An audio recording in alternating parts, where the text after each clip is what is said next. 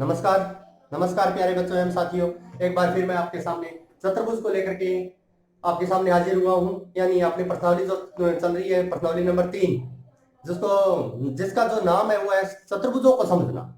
अपने पिछले चैप्टर्स में देखे थे कि चतुर्भुजों के अंतरिकोण, आंतरिक कोण, बाह्य कोण, योग और इस प्रकार की जो चीजें थी वो अपने देख चुके हैं। पर अब अपने चतुर्भुजों के अंदर पहले जो आ रहा है वो है समानांतर चतुर्भुज। तो समानांतर चतुर्भुज के गुणों के बारे में और उसकी परिभाषा के बारे में अपने बात करेंगे, क्योंकि इसी के ऊपर यदि अपने इसकी अच्छी से परिभाषा यदि अपने को आ गई तो समांतर चतुर्भुज के बारे में अपने अच्छे से क्वेश्चंस को हल कर सकते हैं। तो सबसे पहले समानांतर चतुर्भुज कहते किसे हैं? वह चतुर्भुज जिसकी सम्मुख भुजाएं समानांतर हो और बराबर हो। समानांतर का मतलब भुजाएं हमेशा क्या रहे, उनके बीच में जो दो भुजाओं के बीच में हमेशा दूरी बराबर रहती है, उसे बोलते हैं समानांतर भुजा। तो ये जो हम सम्मुख भुजा, ये और ये भुजा समानांतर होगी, ये और ये भुजा समानांतर होगी तथा बराबर होगी, तो ये उसे क्या कहेंगे? समानांतर चतुर्भुज। अब इसके गुणों की बात करें तो सबसे पहला गुण अपनी इसी परिभाषा के अंदर ही आ गया कि सम्मुख भुजाएं बराबर होती हैं, सम्मुख कोण भी बराबर होते हैं। सम्मुख कोण का मतलब आमने सामने के कोण, ये वाला कोण इस कोण के बराबर होगा और ये वाला कोण इस कोण के बराबर होगा। तीसरा गुण, विकिरण समद्विभाजित करते हैं। समद्विभाजित का मतलब जब विकिरण एक दूसरे को काटते हैं तो ये वाला पार्ट इसके बराबर होगा, अर्थात ओ ए बराबर ओ सी और ओ बी बराबर ओ डी। तो यानी समद्विभाजित का मतलब ये होता है कि आधा आधा कर देगा, इसको बराबर भागों में बांट देगा। चौथा गुण, आसन कोणों का योग 180 डिग्री होता है। आसन कोण कौन कौन से होते हैं? पास पास वाले कोण। आसन कोण यानी ये वाला कोण और ये वाला कोण, यानी ए प्लस बी का जो कोण है योग है वो कितना होगा? 180 डिग्री। यानी पास पास वाले कोणों का योग 180 डिग्री होता है। ये होता है समानांतर चतुर्भुज के परिभाषा और गुण। अब बात करें पहला क्वेश्चन 3.1 का। पहला क्वेश्चन क्या कहता है कि ABCD एक समानांतर चतुर्भुज है और प्रत्येक कथन को परिभाषा या प्रयोग के गुण द्वारा इसे पूरा करना है।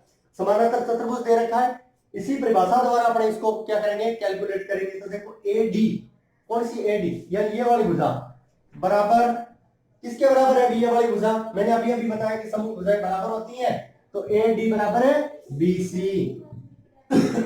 दूसरा OC यानी ये वाला किसके बराबर होगा? ये देखो ये वाली चीज इसके बराबर होती है, इसका मतलब ये वाली भुजा इसके बराबर है। समद्विभाजित करते हैं विकिरण, तो OC बराबर है OA। कोण DCB, कोण DC और B, ये वाला कोण किसके बराबर होगा? इसके बराबर होगा, यानी DAB किसके बराबर होगा? DAB के बराबर होगा। चौथा, वैल्यू ऑफ DAB, DAB ये वाला कोण और CDA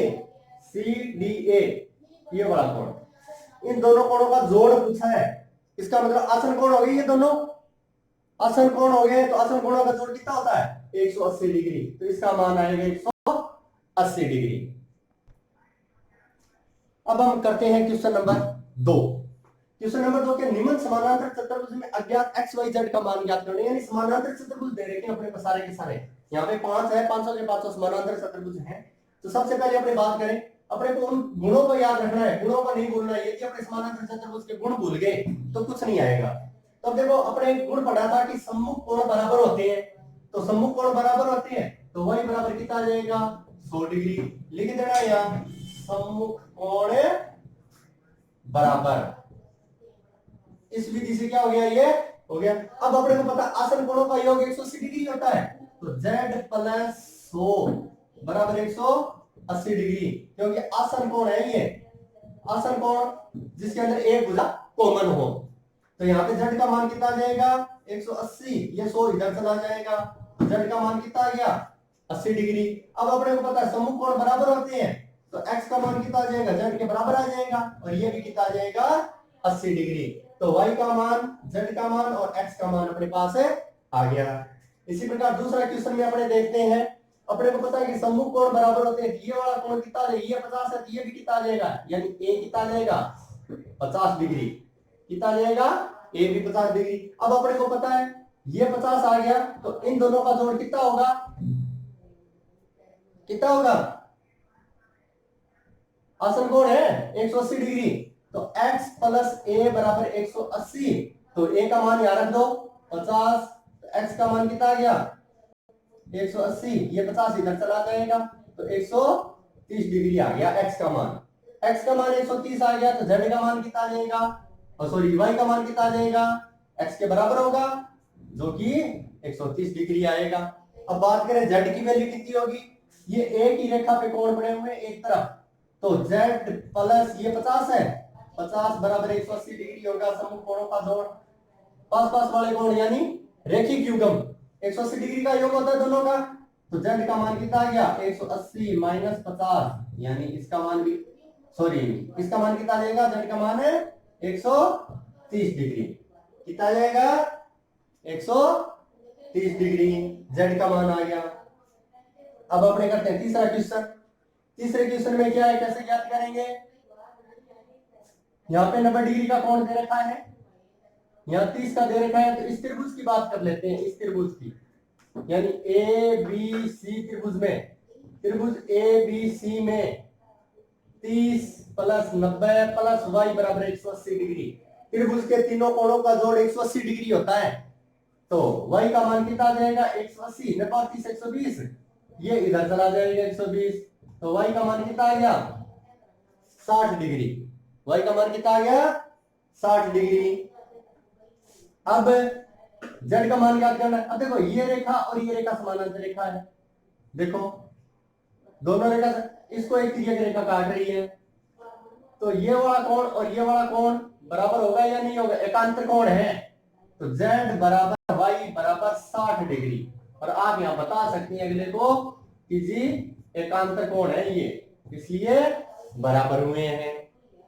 उसके बाद चौथा क्वेश्चन, अपने को पता है ये समानांतर चतुर्भुज है, समानांतर चतुर्भुज के अंदर सम्मुख कोण बराबर होते हैं, तो y बराबर 80 डिग्री, यहां बता सकते हैं किस विधि द्वारा हुआ ये, कि सम्मुख है कोण है।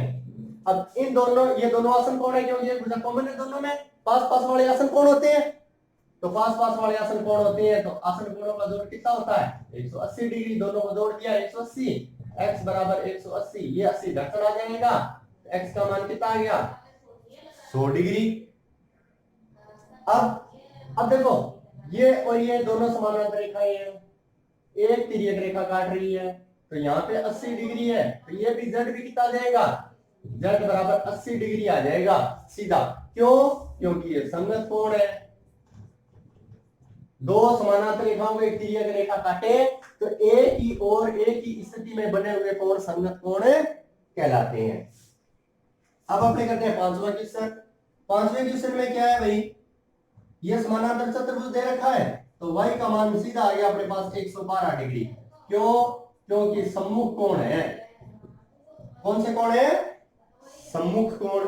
अब ये त्रिभुज है अपने पास बना हुआ ACD, ACD के तीनों कोणों का जोड़ कितना होगा 180 डिग्री, तो देखो फिर त्रिभुज ACD में 40 प्लस 112 प्लस x बराबर 180 डिग्री, तो 40 और 112 की तो 152, तो x का मान ज्ञात करेंगे तो 180 में से 152 माइनस कर देंगे, तो कितना आ जाएगा भाई 28 डिग्री, x का मान कितना आ गया 28। अब देखो ये दो समानांतर रेखाओं की तिर्यक रेखा काटे, तो ये वाला कोण और ये वाला कोण एकांतर स्थिति में बने हुए हैं, तो z का मान कितना आ जाएगा, z बराबर x बराबर 28 डिग्री, ये एकांतर कोण है। इस प्रकार अपने उनके गुणों से ही सभी प्रश्नों को हल कर सकते हैं। अब हम करते हैं क्वेश्चन नंबर 3.3 प्रश्नावली का। क्या कहता है कि क्या एक चतुर्भुज ABCD समानांतर चतुर्भुज हो सकता है, यदि एक चतुर्भुज बनाया आपने ABCD बना लिया मैंने ऐसा, पहले पार्ट में क्या कहता है D प्लस B बराबर 180 डिग्री, अब D कौन सा है ये वाला और B कौन सा है ये वाला, अब ये दोनों का जोड़ 180 डिग्री दे रहा है, दोनों बराबर होते हैं समानांतर चतुर्भुज में, दोनों का सम्मुख कोणों का जोड़ 180 डिग्री होना जरूरी नहीं है, कम भी हो सकता है और ज्यादा भी हो सकता है, तो ऐसा चतुर्भुज यानी ऐसा समानांतर चतुर्भुज संभव नहीं है कि सम्मुख कोणों का जोड़ 180 डिग्री हो। आसन कोणों का जोड़ 180 डिग्री होता है, सम्मुख कोणों का जोड़ 180 डिग्री हो योग जरूरी नहीं है।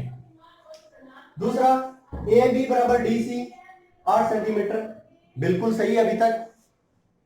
ए डी 4 सेंटीमीटर और बी सी 4, यहां देखो ये भुजा तो बराबर है लेकिन ये भुजा बराबर नहीं है। और हम ये जानते हैं कि समानांतर चतुर्भुज के अंदर सम्मुख जो भुजा है वो बराबर होती है, लेकिन यहां नहीं है, यहां नहीं है, तो इसका मतलब ऐसा समानांतर चतुर्भुज संभव नहीं है। अब तीसरी बात आती है कोण ए 70 और बी सॉरी सी 65, यानी ये वाला कोण 70 है और ये वाला 65 है। आपने क्या पढ़ा था गुण में, समानांतर चतुर्भुज के सम्मुख कोण बराबर होते हैं, तो यहां तो बराबर नहीं है, तो फिर ये भी समानांतर चतुर्भुज नहीं है। धन्यवाद।